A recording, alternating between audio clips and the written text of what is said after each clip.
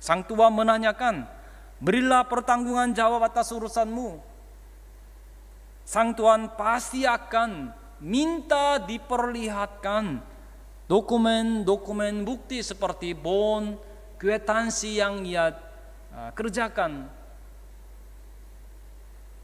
Dan itu bukanlah hal yang masih jauh, tetapi sebentar lagi ia akan menghadapinya. Wah, aku sedang berada dalam saat yang genting. Waktuku tidak lama lagi. Ia sadar seperti demikian, saudara.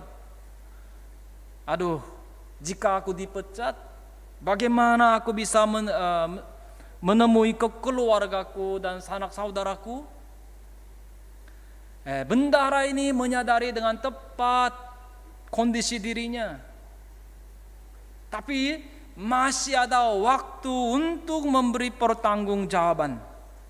Maka bendahara itu berpikir, oh, catatanku akan diaudit. Nah, bendahara yang tidak benar itu tahu bahwa sang tuan sebentar lagi akan segera kembali. Dan ia tahu dengan pasti waktu yang tersisa baginya sampai tutup buku.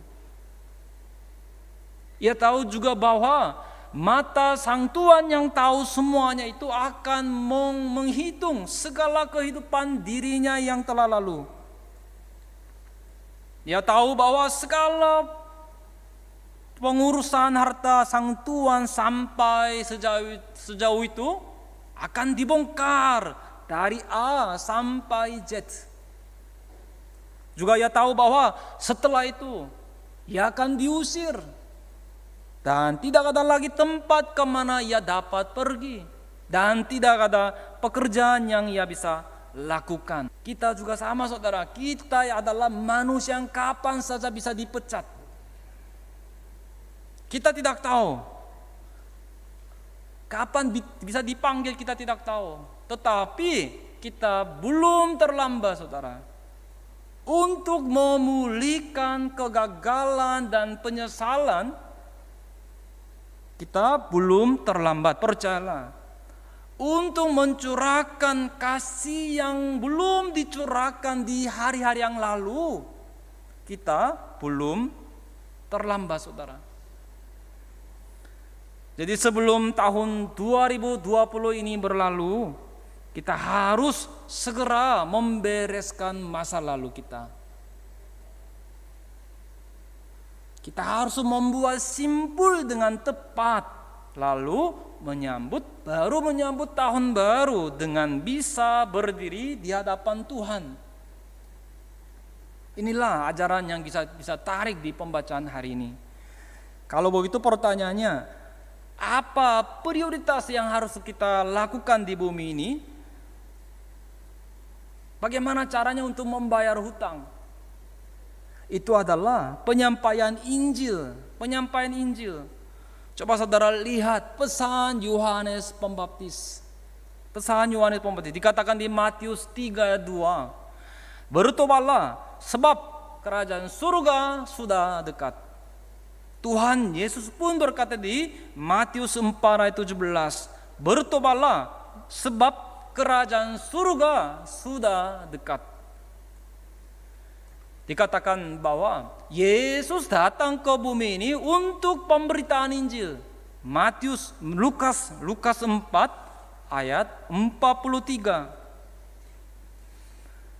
Tetapi saudara, meskipun sudah diberitahu betapa gentingnya persoalan itu, tetapi orang-orang Yahudi semuanya berpaling pergi ke tempat masing-masing.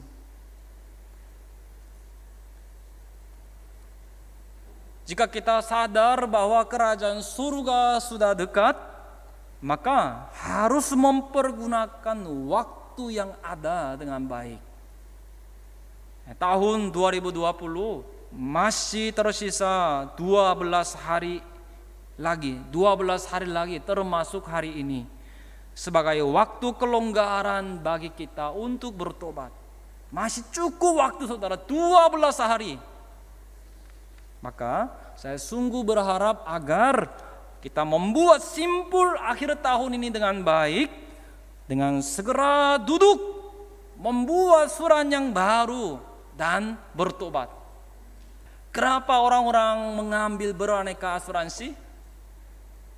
Itu adalah untuk mengantisipasi masa depan kan. Misalnya asuransi jiwa, kematian, kanker, juga asuransi kerugian seperti asuransi mobil, kebakaran, kapal laut, juga asuransi kesehatan, asuransi tabungan. Itu adalah untuk jaga-jaga terhadap saat yang sulit yang bisa saja menimpa, Tapi waktu kita tutup buku di hadapan Allah, itu bukanlah bisa saja, atau mungkin saja, tetapi itu pasti akan datang. Dikatakan di Ibrani 9 ayat 27, sama seperti manusia ditetapkan untuk matiannya satu kali saja dan sesudah itu Coba lihat saudara, orang-orang di zaman Nuh yang belum mempersiapkan masa depan. Pintu Batra bukanlah Nuh yang tutup, tetapi Allah lah yang tutup. Kejadian 7 ayat 16 mengatakan demikian. Sampai Batra ditutup pun orang-orang tidak kunjung sadar tentang penghakiman Allah. Tapi bendara di pembacaan hari ini memiliki hikmat untuk menyadari kesudahan dirinya. Lalu sang tua mengamati hal itu dan memujinya. Lukas 16 ayat 8. Lalu tuan itu memuji bendara yang tidak jujur itu karena ia telah bertindak dengan cerdik. Sebab anak-anak dunia ini lebih cerdik terhadap sesamanya daripada anak-anak terang.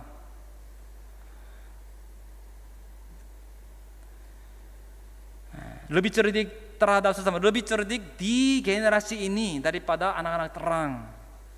Saudara, kita tidak boleh hidup dengan hanya melihat secara terbatas pada kehidupan hari ini saja. Saya harap kita semua mengantisipasi tutup buku kita di masa depan. Untuk tutup buku di masa depan, apa keputusan di hari ini yang akan saudara ambil?